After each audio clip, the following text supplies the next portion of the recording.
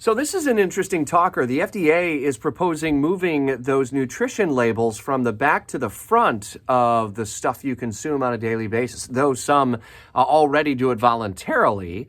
Interested in hearing from you. Would that change any of your behaviors? Do you even look at them? Do you bother?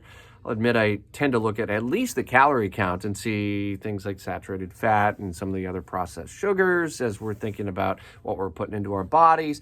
Would love to hear from you this morning. Drop a comment here in the WOKV app. That open mic feature is available for you. And make sure you're using that app for your opportunity to win $1,000. The payroll payout continues this week. 5 chances every day to win $1,000 and your share of a total prize of $95,000 at 8 a.m. and 10 a.m. with Jacksonville's Morning News, noon and 2 p.m. with Eric Erickson, and on the way home with Hannity at 5 o'clock. Transition week continues as President Biden is set to address the nation tonight in his farewell address, if you will. We'll have live coverage of that as it begins at 8 o'clock.